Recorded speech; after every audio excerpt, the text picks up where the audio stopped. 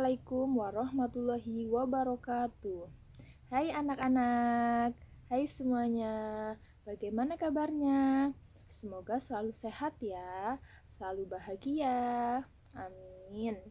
Ya, sekarang Bu Atik mau menjelaskan tentang tema 1, subtema 1, pembelajaran 1 ya. Muatan pelajarannya ada bahasa Indonesia, seni budaya, dan matematika. Nanti Bu Atik akan menjelaskan lewat video berikut ya. Semuanya perhatikan ya. Kalian pasti sering melihat cicak di sekitar rumah kalian, bukan? Cicak merupakan contoh makhluk hidup di sekitar kita. Jika lagu yang ada kaitannya dengan cicak, yang judulnya Cicak di Dinding, tentu kalian sudah sering mendengarkannya, bukan? Nah, anak-anak, kali ini kita akan belajar mengenal pola irama sederhana pada lagu Cicak di Dinding. Sebelumnya, pola irama adalah panjang pendeknya bunyi. Jadi, kalian nanti akan melihat simbol garis panjang yang artinya adalah menyanyi dengan bunyi panjang. Dan kalian akan melihat simbol garis pendek yang artinya menyanyi dengan bunyi pendek. Untuk memahaminya, kalian simak contoh berikut ini. Jika kita menyanyikan pada lirik pertama atau pada baris pertama seperti ini. Cicak, cicak di dinding. Nah, jika kalian amati, cicak-cicak didin itu dinyanyikan dengan bunyi pendek, sehingga diberi tanda garis pendek. Kemudian, pada bagian ding dinyanyikan dengan bunyi yang panjang, karena saat menyanyi, kita menyanyikan dengan nada yang panjang. Oke, untuk contoh selanjutnya. Diam-diam merayap, datang seekor nyamuk, hap, lalu ditangkap.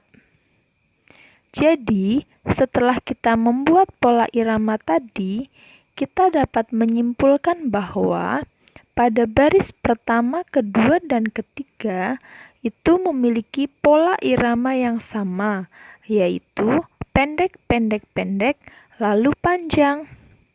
Untuk baris keempat agak sedikit berbeda, diawali dengan panjang terlebih dahulu, lalu pendek, baru panjang, seperti itu ya. Jadi, bisa dikatakan bahwa lagu Cicak di Dinding tergolong lagu yang memiliki pola yang sederhana. Kenapa? Karena di setiap barisnya itu memiliki pola yang hampir sama, meskipun ada sedikit perbedaan, dan perbedaannya itu hanya sedikit sekali ya. Anak-anak, jika kita kembali ke lirik lagu Cicak di Dinding, itu kita bisa amati bahwa cicak itu digolongkan sebagai makhluk hidup karena dia memiliki ciri yang pertama, yaitu dia bergerak dengan cara merayap. Kemudian yang kedua, dia membutuhkan makanan.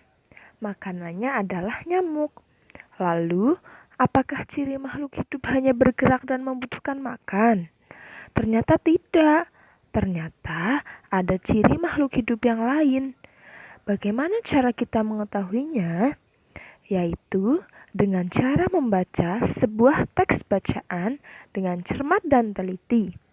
Lalu, kita akan menemukan kosakata yang berhubungan dengan ciri makhluk hidup. Contohnya adalah berikut ini. Makhluk hidup dapat bergerak dengan cara yang berbeda-beda. Manusia berjalan menggunakan kaki, ikan berenang dengan sirip, cicak merayap di dinding. Dari sini kita dapat temukan bahwa ada kata yang berhubungan dengan ciri makhluk hidup. Yang pertama adalah bergerak. Jadi, ciri makhluk hidup yang pertama adalah bergerak. Kemudian kita perhatikan teks berikutnya. Makhluk hidup dapat bernafas. Alat pernafasan makhluk hidup berbeda-beda. Manusia bernafas menggunakan paru-paru. Ikan bernafas dengan insang. Dari teks bacaan tadi, kita temukan bahwa ciri makhluk hidup yang kedua adalah bernafas. Lalu kita perhatikan teks bacaan selanjutnya. Makhluk hidup dapat tumbuh dan berkembang. Tumbuh artinya bertambah ukuran tinggi dan beratnya. Nah, dari bacaan tersebut kita temukan ciri yang lain, yaitu tumbuh dan berkembang. Dari bacaan-bacaan tadi, kita sudah temukan 3 ciri makhluk hidup. Yang pertama, bergerak. Yang kedua, bernafas. Dan yang ketiga, tumbuh dan berkembang. Selanjutnya, kita temukan lagi ciri makhluk hidup yang lain. Makhluk hidup memerlukan makanan dan air. Manusia memerlukan tumbuhan dan hewan untuk makanan. Sebagian hewan juga memerlukan tumbuhan untuk makanan. Nah, dari sini kita juga melihat ya ciri makhluk hidup yang lain, yaitu memerlukan makanan dan air.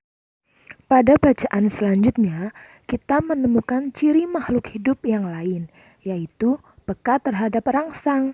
Kepekaan makhluk hidup terhadap rangsang berbeda-beda. Kita sebagai manusia saat melihat sinar matahari pasti langsung menutup mata, bukan begitu? Lalu, daun putri malu akan menutup jika kita sentuh. Nah, setelah kita melihat dari bacaan-bacaan tadi, kita menemukan bahwa ciri makhluk hidup ternyata tidak hanya bergerak dan memerlukan makan.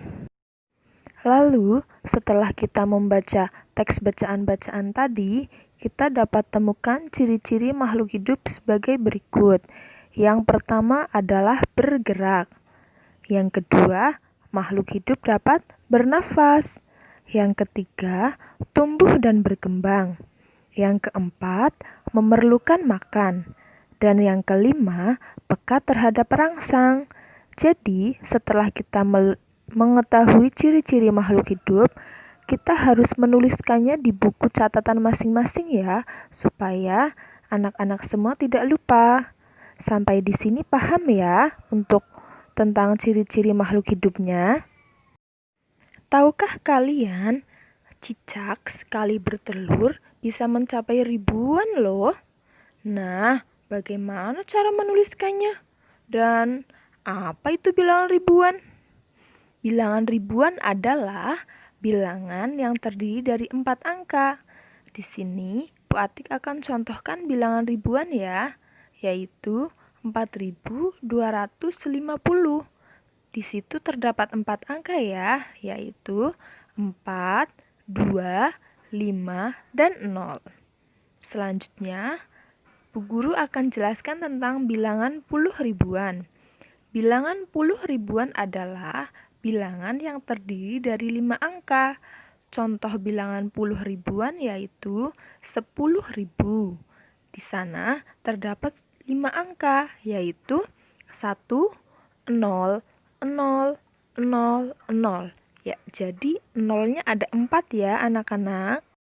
Setelah kita mengetahui bilangan ribuan, selanjutnya kita belajar membaca dan mengurutkan bilangan. Bu Guru berikan contoh 1 ya, itu ada angka 4, 2, 5, 0. Jadi dibacanya 4.250. Seperti itu ya. Sudah pandai semua ya untuk membaca bilangan ya. Selanjutnya kita ada contoh lagi ya. Itu ada angka 1, 0, 0, 0, 0. Itu dibacanya 10.000. Semuanya pasti sudah bisa ya cara membaca bilangan ya. Sekarang kita belajar mengurutkan bilangan ribuan. Bagaimana cara mengurutkan bilangan ribuan? Nah, mengurutkan bilangan bisa dari besar ke kecil atau kecil ke besar ya, tergantung nanti petunjuknya. Bu Atik sekarang ada beberapa contoh. Ada angka, itu ada 5 kotak angka ya. Perintahnya mengurutkan bilangan ribuan dari yang kecil ke besar. Jika kecil ke besar, maka pada kelompok angka yang masih acak, kita lihat yang angkanya paling kecil. Misalnya ini. Yang paling kecil itu berarti 1250. Yang angkanya paling kecil, letakkan di paling depan. Kita lihat lagi bilangan yang terkecil lagi. Yang kedua berarti ada angka 2250. Selanjutnya yang ketiga 3250. Yang keempat 4250. Dan yang terakhir 5250. Nah, sekarang Bu Atik contohkan lagi. Ini ada perintahnya mengurutkan bilangan dari yang besar ke kecil. Caranya masih sama seperti tadi, tinggal kita lihat angka yang paling besar. Coba mana angka yang paling besar? Ya, yang pertama berarti lihat angka yang paling besar, yaitu 5250. Yang kedua 4250. Selanjutnya 3250, 2250, dan yang terakhir 1250. Sampai di sini semuanya paham ya cara mengurutkan bilangan dari yang besar ke kecil? Itu tadi ya penjelasan dari Bu Atik ya. Bagaimana semuanya paham atau tidak? Nanti jika yang belum paham bisa tanyakan ke Bu Guru langsung ya. Bisa langsung lewat WA ya semuanya ya. Nah, Bu Guru akhiri ya penjelasan melalui video pembelajaran kali ini. Apabila Bu Atik banyak salah, Bu Atik minta maaf ya semuanya ya. Bu Guru akhiri, terima kasih. Thanks for your attention. Wallahul muwaffiq ila aqwamit thoriq. Wassalamualaikum warahmatullahi wabarakatuh. Dadah.